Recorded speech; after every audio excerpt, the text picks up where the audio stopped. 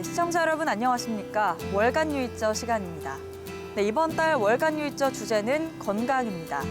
의학기술의 발달로 평균 수명은 계속 늘고 있는데요. 하지만 건강하지 않다면 장수는 오히려 비극일 수 있습니다. 각종 성인병과 전염병의 확산으로 현대인의 건강에 위협받는 요즘, 길어진 노년을 건강하고 행복하게 보내는 방법은 무엇일까요? 민대용 PD의 리포트 먼저 보시겠습니다. 호루라기가 울리고 경기가 시작됩니다. 현란한 발놀림은 여느 축구 선수와 다름없지만 실상은 모두 70살이 넘은 선수들입니다. 체력 소모가 많고 자칫 위험할 수도 있는 축구가 오히려 건강에 해가 되지는 않을까. 올해로 89살, 최고령 선수인 김우득 씨는 정반대의 얘기를 합니다.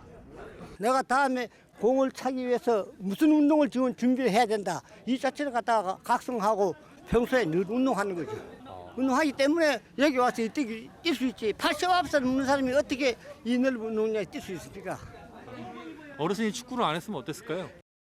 축구를 하시면 벌써 땅속에 갔죠. 갔죠. 전문가는 축구와 같은 활동적인 운동도 노년층에게 긍정적일 수 있다고 말합니다. 단순히 신체 기능을 향상시킬 뿐 아니라 집단 활동에 참여해 정서적 만족도 느낄 수 있기 때문입니다. 나이가 들어서 그런 운동하면 안 되라는 것을 빼앗으면 운동보다 더 큰 걸 빼앗게 되는 겁니다. 그래서 그 운동이 가지는 의미와 그분한테 주는 유익함이 여러 분야에 있다는 것을 우리가 확인하고 그 위험을 줄이는 방법을 고민을 해야지, 나이가 들어서 이러면 안 되라고 가시는 순간 그분은 더 빨리 노쇠해지고 늙어가세요. 나이가 들면 무조건 활동적인 운동을 자제하는 것보다는 자신의 신체 건강에 맞는 운동을 찾는 게 중요합니다. 사실 이제 어르신 운동하면 대개는 이제 걷기 중심으로 하시거든요. 실제로 더 필요한 거는 근력 운동이 포함된 복합적인 운동이 되고, 그 어떤 운동의 수준이나 강도가 사람마다 천차만별이에요. 위험하다 또는 나는 불안해서 아무것도 하지 않는 것은 사실은 더 건강이 악화될 수 있는 그런 위험이 더 높다고 말씀드릴 수 있겠습니다.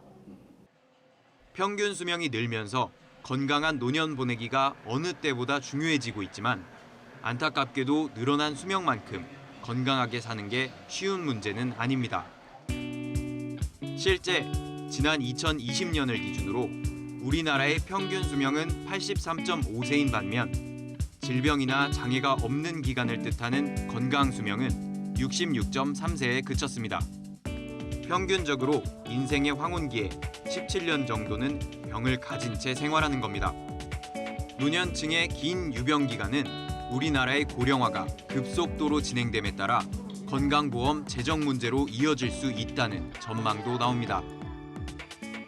실제 지난 2021년 65세 이상의 건강보험 진료비는 약 41조 3천억 원으로 지난 2017년 28조 3천억여 원에서 4년 동안 약 1.5배 증가했습니다. 하지만 무엇보다 오랜 기간 병을 가지고 사는 것 자체가 개인에게 큰 비극일 수 있습니다. 보통 이제 이 노인분들의 자살은 육체적인 어떤 문제하고 그다음에 이 돌봄의 문제가 같이 좀 겹쳐 있는 경우가 많고, 거기에 경제적인 어떤 관리나 의료비, 치료비에 대한 이슈가 더해져서 생깁니다. 이제는 그냥 오래 사는 것이 중요한 게 아니라 건강하게 오래 사는 것이 중요합니다. 이렇게 건강하지 못한 채로 누워서 사는 것은 이제는 정말 비극이고 그것도 가족들에게도 힘든 일입니다. 전문가들은 노년의 건강한 삶을 위해서는 신체 건강과 함께 정신 건강도 보살펴야 한다고 말합니다. 무기력감과 소외감은 노년의 정신 건강을 위협하는 적이기 때문에 꾸준히 새로운 것을 배우고 경험하면서 단체 활동도 적극적으로 참여할 것을 권합니다. 올해로 76살의 박미엽 씨도 복지센터에서 견학과 패션쇼 등 새로운 활동을 하며 건강을 되찾았다고 말합니다. 그냥 혼자 있으면은 굉장히 그냥 우울하고 정말 고독하고 그냥 쓸쓸하고 저러시 뭘 생각하면 막 눈물이 주르르 흐를 정도로 그렇게 좀 건강 상태도 안 좋았어요. 그랬는데 약을 몇 가지를 먹다가 약도 좀 줄어드는 거 그런 것도 있고 그냥 첫째는 내 자신이 굉장히 활기차게 움직이게 돼요. 그런 게 좋아졌다고 생각합니다. 건강한 노년을 보내는 것도 준비가 필요합니다. 젊고 건강할 때부터 본인의 신체에 관심을 기울이고 건강 상태를 꾸준히 점검하면서 길어질 황혼기에 대비하는 게 어느 때보다 중요해지고 있습니다. 나한테 중요한 병은 또 뭐고 또 내 생활 습관에서 이러이러한 부분들이 잘 되고 있고 잘못되고 있는지를 사전에 미리 좀 점검을 해놓고 남이 좋다는 것 이런 걸 억지로 나한테 끼워 맞추지 마시고 나한테 맞는 건강 우선순위와 패턴을 정하고 그에 맞는 방법을 가지고 이 노년기를 좀 맞아들이시는 게 좋을 것 같습니다. YTN 민대용입니다.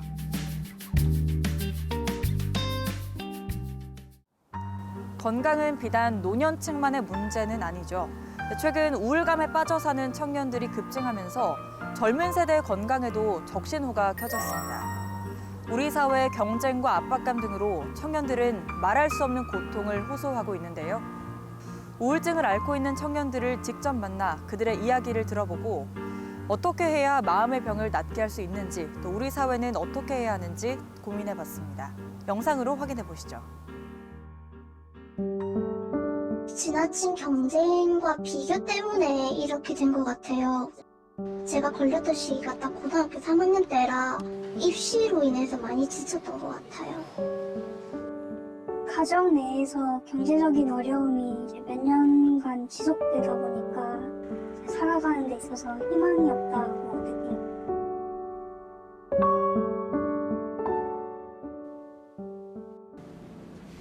서울의 한 사립대에 재학 중인 김모 씨. 계속되는 우울함과 고립감을 느껴 병원을 찾았다가 우울증 진단을 받았습니다.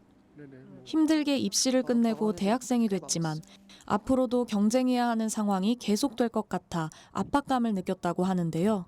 고등학교 때 이제 수험 생활을 하면서 좀만 더 하면 나중에는 쉴 수 있겠지, 좀 더 편하겠지 하는 마음에 열심히 했었던 건데 대학생이 되니까 더 열심히 해야 되는 상황이더라고요. 어떤 관문을 지나면 또 더 열심히 해야 되는 다음 스텝으로 넘어가고 그런 깨달음에서 오는 무력감? 이제 막 성인이 돼 사회에 첫 발을 내딛었지만 취업 등 계속되는 경쟁과 경제적 어려움 등으로 우울증을 호소하는 청년들이 늘고 있습니다. 지난 2021년 우울증 환자 수는 93만 명, 이 중 34%가 20대와 30대였습니다. 특히 20대 환자는 4년 사이 127%나 증가해 17만 명이 넘습니다. 이제 저성장 단계에 진입하면서 이제 20대가 미래에 대한 꿈을 쉽게 꾸지 못하고 미래가 불투명한 것들이 이제 우울감을 가져오고 불안을 높이는 상황에서 코로나 3년이라는 기간 동안 거리두기가 지속된 게 여기에다 이제 기름을 부은 그런 상황이 아닌가 생각합니다. 김 씨 역시 학교 생활과 외부 활동을 병행하면서 스트레스가 커졌고 결국 지난해 휴학을 결정했습니다. 진료를 받으면서 가장 많이 들었었던 말이 너무 열심히 하려고 하지 말라는 거였었거든요. 머리로는 열심히 하지 말아야지 하는데 정신 차리고 보면 열심히 하고 있는 모습이 또 있고 계속 제가 소모되는 듯한 느낌은 계속 받았어요. 30대 지효준 씨는 고등학교 때 시작된 우울증으로 10년 넘게 치료를 받고 있습니다. 고교 시절 원만하지 못했던 교우 관계로 힘든 학창 시절을 보냈는데요. 최초로 이제 우울증을 진단받은 거는 고등학교 2학년 때부터고요. 그때부터 이제 병원을 다니면서 상담을 받고 사실 약 복용이나 이런 건 한 번도 중단한 적 없이 지금 계속 치료를 받고 있습니다. 네. 다른 사람은 쉽게 해내는 일도 많은 에너지가 필요해 무언가를 도전하는 게 두려웠다는 효준 씨. 우울증을 의지가 부족하거나 나약한 것으로 여기는 주변의 인식 때문에 더 힘들었다고 합니다. 속상했었죠. 이거는 제가 어떻게 의지로 해결할 수 있는 부분이었으면 좋았을 텐데 그게 잘 안 되니까. 그리고 이거를 매번 제가 설명을 할 수가 없으니까. 우울증은 겉으론 티가 나지 않지만 심하면 작은 일상생활도 어려울 만큼 심각한 질병입니다. 우울증은 뇌질환이거든요. 이거를 오해하면은 우울증으로 아픈 사람을 의지가 박약한 나쁜 사람, 정신 차리지 않는 사람이라고 오해하고 손가락질하게 되면 입을 닫게 되거든요. 그리고 도움을 요청하지 않게 됩니다. 전문가들은 정신적으로 어려움을 느낄 때 가까운 병원이나 상담소를 찾아 초기에 도움을 받는 게 중요하다고 말합니다. 초반에 누군가한테 털어놓고 이야기를 하면서 객관적으로 조망도 좀 해보고 또 자신의 좋은 면도 발견하고 이런 식으로 하면 훨씬 그게 완화가 될 수 있고 전문 상담사나 가까운 사람에게 얘기를 털어놓고 자신의 마음 상태를 들여다볼 때 회복할 수 있는 기회도 만들 수 있습니다. 효준 씨 역시 병원 치료와 함께 마음의 평안함을 느낄 수 있는 작은 일부터 실천하려고 노력하고 있는데요. 되게 거창한 거를 처음부터 하려고 하면 너무 힘들어서 제가 막 여기도 사실 적혀 있기는 한데 그냥 바닥 닦는 거? 막 이런 거 정말 사소한 것부터 하다 보면 거기서 그냥 성취감이 생기고 노트? 이런 것도 항상 가지고 다니면서 그냥 힘들면 그냥 뭐 남들이 보든 말든 그냥 감정을 이렇게 적는다고 생각하고 그렇게 적을 때도 있고 무엇보다 자기 자신에게 잘하지 않아도 괜찮다는 말을 자주 해주고 있습니다. 잘하면 너무 좋겠지만 잘하지 않아도 전 된다고 생각해요. 빛을 봐야 될까요? 저는 그렇지 않다고 생각해요. 빛을 보지 않아도 되고 그냥 제가 좋아하는 사람들하고 일상을 살아가는 것만으로 충분하지 않을까? 네, 물론 잘하면 너무 좋겠지만 YTN 서은수입니다. 잠이 보약이다라는 우리 속담 많이 아실 텐데요. 하지만 안타깝게도 한국은 세계에서 가장 잠을 적게 자는 나라 중 하나입니다. 우리 사회는 잠을 부정적으로 보는 인식이 강한 데다가 최근에는 수면 장애까지 늘면서 그야말로 잠 못 드는 대한민국이 되고 있습니다. 하지만 잠은 개인의 건강과 행복뿐 아니라 사회적 안전을 위해서도 중요하다고 하는데요. 권희범 PD의 리포트 끝으로 함께 보시겠습니다.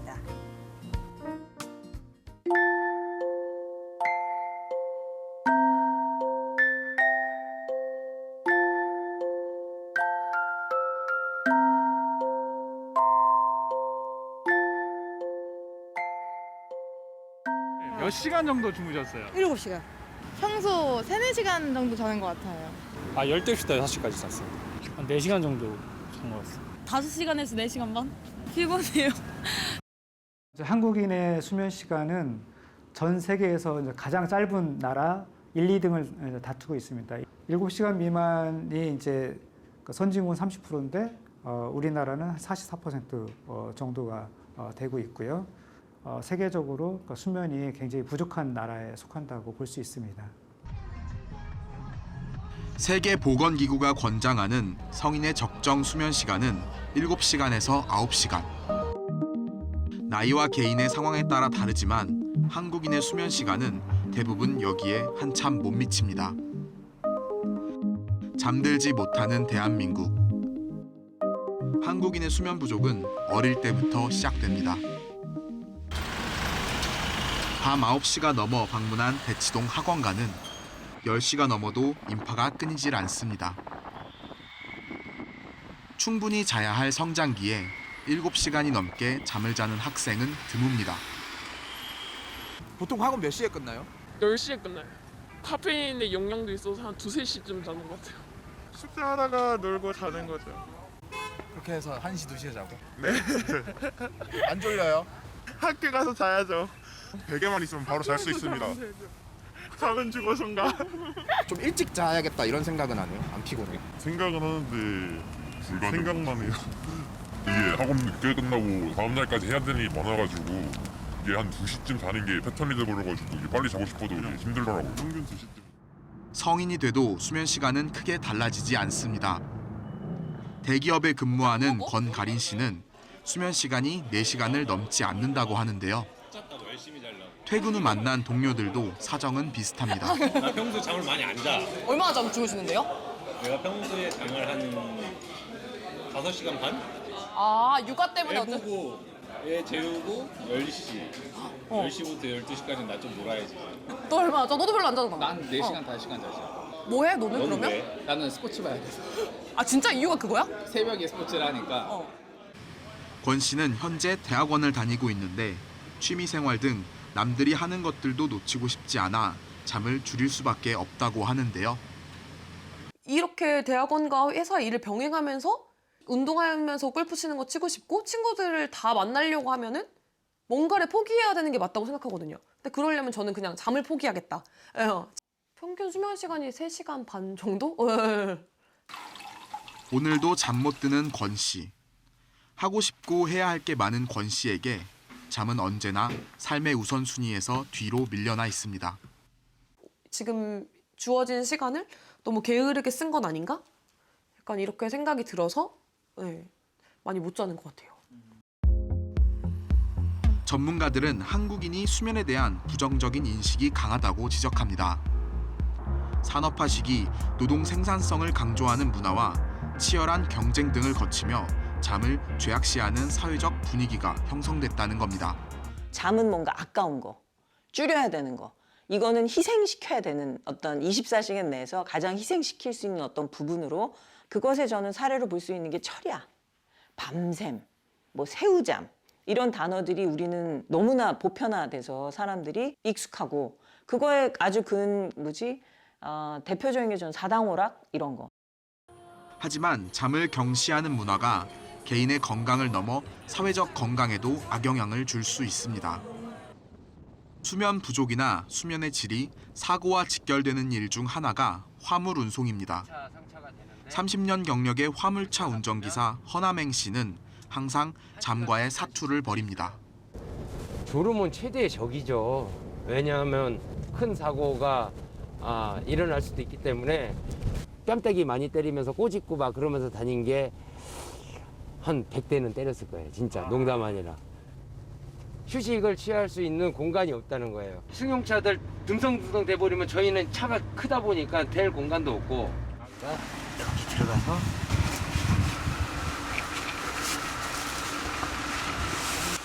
이렇게 하고 쉽니다. 이렇게 하고 2-3시간밖에 안 남으면 아유 이거라도 자고 또 이따가 일어나려고 하면 힘들겠다 이런 생각이 들죠. 전문가들은 국민적 건강과 사회적 안전을 위해 잠에 대한 인식의 변화가 시급하다고 말합니다. 충분한 수면 시간을 확보해야 되는데 그러기 위해서는 수면이 내 생활에서 제일 중요하다 이런 인식을 갖는 게 중요하고요. 사회 구조적인 변화도 중요합니다. 산업화 시대에 유효했던 잠을 희생해 생산성을 높이는 문화가 앞으로는 효과적이지 않다는 겁니다. 잠이 상상력, 그러니까 창조력을 굉장히 보완해준다라고 얘기를 했었을 때 실은 한국 사회 사람들이 더 많이 잔다면 우리도 상상력을 좀 키울 수 있는 그런 게 더 보장될 수 있지 않을까. 오늘은 이런저런 이유로 잠을 미루지 말고 일찍 잠자리에 들어보면 어떨까요? YTN 권희범입니다. 잘 보셨나요? 월간 뉴이점 시청해주셔서 고맙습니다.